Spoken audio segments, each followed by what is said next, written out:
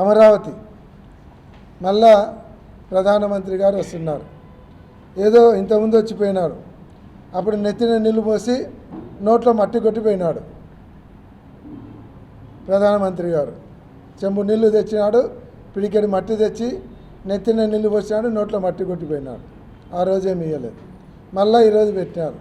ఇదేదో మొన్న సినిమాలో చూశాను, మా చెల్లి పెళ్ళి జరగాలి మళ్ళీ మళ్ళీ అని. అట్లంది ఇది. అంటే మా చెల్లి పెళ్ళి జరగాలి మళ్ళీ మళ్ళీ అనేది ఎంత హాస్యాస్పదమో, ఈరోజు అమరావతికి మళ్ళీ ప్రధానమంత్రి వచ్చి మళ్ళా ఫౌండేషన్ స్టోన్ వేయడము అంత హాస్యాస్పదమని నేను చెప్తాను. ఎందుకంటే ఇప్పుడుండే స్టోన్, అప్పుడు వేసిపోయిన ప్రధానమంత్రి స్టోను అది తీసేసి మళ్ళీ స్టోన్ పెడుతుండారా, లేదంటే ఆ స్టోన్కే రంగేసి దాన్నే రిబ్బన్ క్లాత్ కట్టి తీస్తుండారా, అది కూడా క్లారిటీ ఇవ్వాలి. ఆ రాయి ఖర్చు కూడా ఎందుకు అనుకోండి. ఈరోజు 5 లక్షల మందిని గ్యాదర్ చేయడానికి పొదుపు మహిళలకు పెట్టారు. మీరు రాకుంటే మీకు పథకాలు కట్ చేస్తామని మొత్తం అధికారులకు టార్గెట్లు ఇచ్చినారు. దాదాపు 6,000 బస్సులు ప్రభుత్వం బస్సులు పెట్టారు. ఎవరినైనా సొమ్ము 6,000 బస్సులు అంటే కోట్లు ఖర్చు పెడుతున్నారు. తెలుగుదేశం పార్టీ ఖజానా నుంచి ఖర్చు పెడితే మాకేం అభ్యంతరం లేదు. మేము ఆ రోజు సిద్ధం సభలు చేసినాం. గవర్నమెంట్ బస్సులు వాడుకోలేదు. ఒకవేళ ఆర్టీసీ బస్సులు వాడుకుంటే దానిలో డబ్బులు కట్టాం. మామూలు పెళ్లి బస్సుకు ఇట్లా డబ్బులు కడతారు, మేము కట్టాం. అంతేగాని మీ షో కోసము మీ చెల్లి పెళ్ళికి మళ్ళీ మళ్ళీ జరగాలన్నట్టు మళ్ళీ దానికి ఫౌండేషన్ స్టోన్ కోసము ఈరోజు కోట్ల రూపాయల ప్రజాధనాన్ని వృధా చేస్తూ ఉన్నారు. ఏం 5 లక్షల మంది కాకుండా 50,000 మందితో సభ జరిగితే ఏమన్నా నష్టమా? పోనీ ప్రధానమంత్రి గారు ఏమి ఇస్తున్నారు? ఇంతకుముందు 15,000 కోట్లు ఇచ్చినారని సంకలు కొట్టుకున్నారు. అదేమో ఊరికి ఇచ్చినాడా? అప్పు ఇచ్చినాడు. ప్రపంచ బ్యాంకుతో అప్పు ఇప్పించన్నాడు. మార్వాడి వ్యాపారం చేస్తున్నాడు తప్ప రాష్ట్రానికి ఏమీ మేలు చేయలేదు. ఒక జిల్లాలో ఒక విజయవాడ గుంటూరు అభివృద్ధి కోసం 1,00,000 కోట్లు ఖర్చు పెడుతున్నారు. 26 జిల్లాలు 1,00,000 కోట్లను భరించాలి. రేపొద్దున 1,00,000 కోట్లు అప్పు కట్టడానికి రేపు అన్ని ట్యాక్సులు పెంచుతారు. ల్యాండ్ రిజిస్ట్రేషన్ పెంచుతారు, డీజిల్ పెంచుతారు, లేదంటే అదర్ ట్యాక్సెస్ పెంచుతారు, మున్సిపల్ ట్యాక్సులు పెంచుతారు. అన్ని ట్యాక్సులు పెంచినప్పుడు 26 జిల్లాల ప్రజలు ట్యాక్సులు కట్టాలి. రాజధాని డెవలప్మెంట్ అవసరం, కానీ 1,00,000 కోట్లతో అవసరమా? మన దగ్గర అన్ని డబ్బులు ఉన్నాయా? ఏం అమెరికానా మంది, లేదంటే చైనానా? సర్ప్లస్ మనీ ఉందా?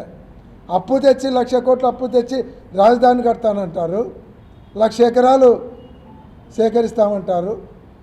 5,000 ఎకరాలతో ఎయిర్పోర్టా? హైదరాబాద్ ఎన్ని వేల ఎకరాలలో ఎయిర్పోర్ట్ ఉంది, ఇంటర్నేషనల్ ఎయిర్పోర్ట్. అంటే మీ కమిషన్ల కోసం కేవలం దాదాపు 12,000 13,000 స్క్వేర్ ఫీటు. అమెరికాలో వైట్ హౌస్ కూడా కట్టే అంత కాదు.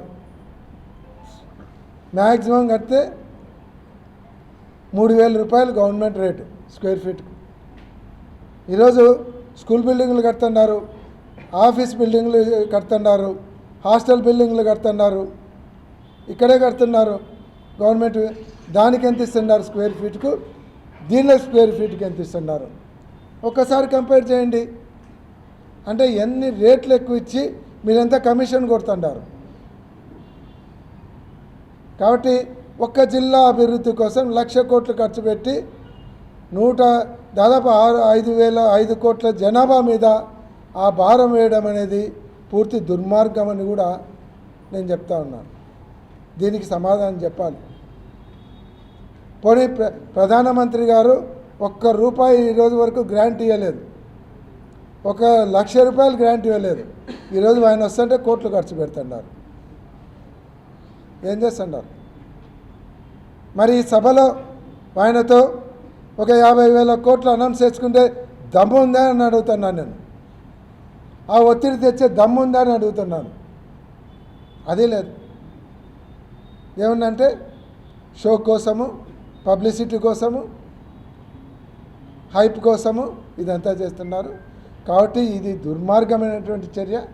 ఈరోజు సభకు బలవంతంగా జనాన్ని తరలించడం, 1,00,000 కోట్ల రూపాయలు ప్రజాధనాన్ని అప్పు తెచ్చి 1,00,000 కోట్లకు దాదాపు నెలకు మీరు 6% వడ్డీ వేసుకున్నా ఎంత అవుతుంది? దాదాపు 500-600 కోట్లు నెలకంటే సంవత్సరానికి 6-7 వేల కోట్లు అవుతుంది. మీరు కట్టడాలకు ఎక్కడ పోతుంది? అది 1,50,000 పూర్తయ్యేసరికి 1,50,000 కోట్లు అవుతుంది. ఎక్కడి నుంచి తెస్తారు?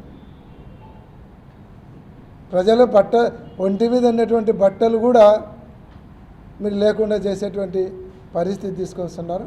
దీన్ని పూర్తిగా మేము వ్యతిరేకిస్తున్నాం. దాంతోపాటు ముఖ్యంగా ఈరోజు మేము ప్రెస్ మీట్ పెట్టడానికి కూడా మా కార్పొరేటర్లది ఈ ఇష్యూ మాత్రం సీరియస్గా తీసుకుంటాం. దీని మీద అయితే మాకు న్యాయం జరగాలని డిమాండ్ చేస్తూ ఉన్నాం. రాజధాని కట్టడము మేము వ్యతిరేకించడం లేదు. రాజధాని కడుతున్నారు, సరే మీరు నిర్ణయం తీసుకున్నారు, కట్టండి. దానికి 1,00,000 కోట్లు 1,00,000 ఎకరాలు అవసరం లేదు అనేది మా వాదన. ఇప్పుడు స్క్వేర్ ఫీట్కి 12,000 15,000 ఖర్చు పెట్టాల్సినటువంటి అవసరం ఉందని మేము అడుగుతున్నాం. అమరావతి వాళ్ళు కడతామంటున్నారు, మేము వద్దండం లేదని చెప్తున్నాం. సరే కడుతున్నారు, మేము మొత్తం రాష్ట్రం అంతా డెవలప్ కావాలి, అభివృద్ధి అనేది వికేంద్రీకరణ కావాలి అనేటువంటి ఉద్దేశంతో జగన్మోహన్ రెడ్డి గారు అభివృద్ధి వికేంద్రీకరణకు పోయినారు. అభివృద్ధి వికేంద్రీకరణ లేకుండా హైదరాబాద్ రాజధాని చేసి కేవలం ఒకటే చోట ఈ డెవలప్మెంట్ జరగడంతో ఈరోజు రాష్ట్రం విడిపోయే పరిస్థితి వచ్చింది. అధికార వికేంద్రీకరణ జరిగితే ఎవరికి ఈడ్చలు ఉండవు, వాళ్ళ అపోహలు ఉండవు. ఈరోజు మేమందరం చెప్తున్నాం, ఒకటే ప్రాంతంలో 1,00,000 రూపాయలు 1,00,000 కోట్లు ఎందుకు ఖర్చు పెట్టాలి? మా ప్రాంతంలో 30,000 కోట్లు ఖర్చు పెట్టండి, ఉత్తరాంధ్ర విశాఖపట్నంలో 30,000 కోట్లు ఖర్చు పెట్టండి, ఒక 30,000 కోట్లు ఆంధ్ర విజయవాడ ప్రాంతంలో ఖర్చు పెట్టండి. అప్పుడు అభివృద్ధి వికేంద్రీకరణ జరుగుతుంది. ఎవరికి బాధ ఉండరు, ఎవరికి ఈర్ష్యలు ఉండవు, అభివృద్ధి సమాంతరంగా ఉంటుంది. అది మా డిమాండ్.